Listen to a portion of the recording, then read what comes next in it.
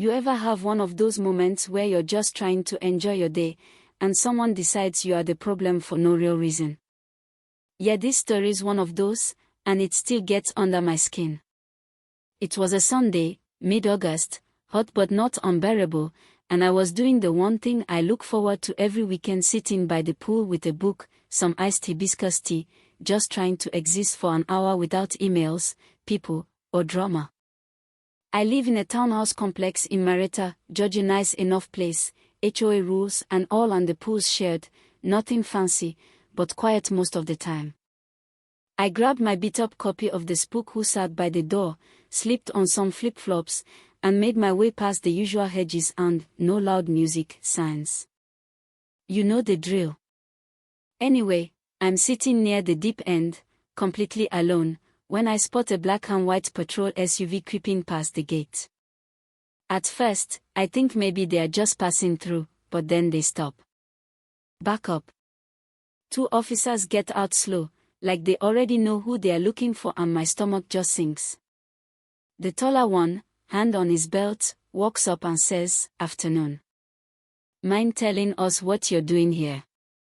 And I just blink, because seriously. I live here, I tell him. Just reading by the pool. The other one, pale guy with this stone-cold stare, asks for ID. So I hand over my driver's license and the community key card. "Is there a problem?" I ask. "We got a call," the tall one says. "Suspicious individual hanging around the pool." Suspicious. That word always lands different when you're black and sitting somewhere quiet. They look over my ID, my keycard, and then come the question what unit I live in, how long I've been there, if anyone else is meeting me.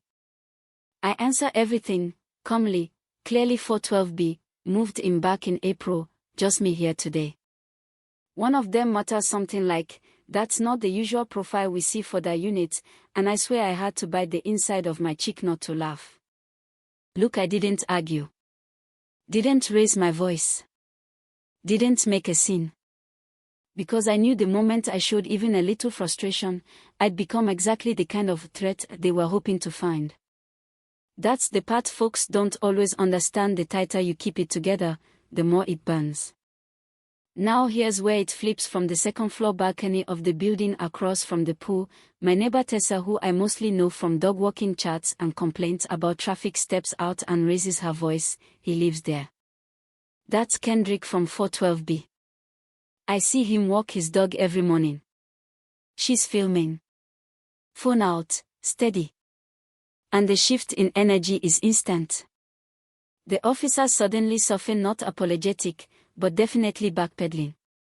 "Appreciate your cooperation," they say, like they hadn't just been inches from accusing me of trespassing in my own neighborhood. I don't even respond. Just sit back down, pick up my book, and stare at a page I'd already read 3 times. That quiet I came looking for. Gone. An hour later, I'm at home, still rattled, when there's a knock at the door. It's Tessa. She says, "I recorded everything. I figured you might want it." Just hands me the phone like it's no big deal. "You shouldn't need someone recording you just to be treated like a neighbor," she adds. That line, it stuck with me. So I file a formal complaint with the HOA. I send the video. I explain what happened. No yelling, no dramatics, just facts, receipts, dates. And then things start shifting. The HOA releases this watered-down statement about community values and mutual respect. The local neighborhood page lights up, some people defending the officers, others sharing their own experiences. Tessa's video gets posted anonymously, and suddenly it's bouncing around advocacy circles and Facebook groups. A few days later, I get a call. The officers are being investigated, placed on administrative leave. And I wish I could say that felt good, that it felt like justice. But honestly, it just felt overdue. Not even for me, but for all the time stuff like this happens and there's no phone camera, no test. Then came the twist I didn't expect. The HOA calls an emergency meeting. I go, mostly to see what they're gonna say. The room's packed. Tension so thick it's like trying to breathe through a soap towel. But people speak up. Not just me, others. Older neighbors who've seen this before, folks who stayed quiet for years. Tessa calls out the board for not doing enough. One of the board members, Miss Inez, even proposes new rules for neighborhood watch calls, no anonymous reports without visual confirmation. Small change, but powerful. It ends with me standing up, looking out at a room full of people who either think I'm exaggerating or finally get it, and I say, I didn't ask to be here. I didn't want to be the guy in the video. I was just trying to enjoy my weekend.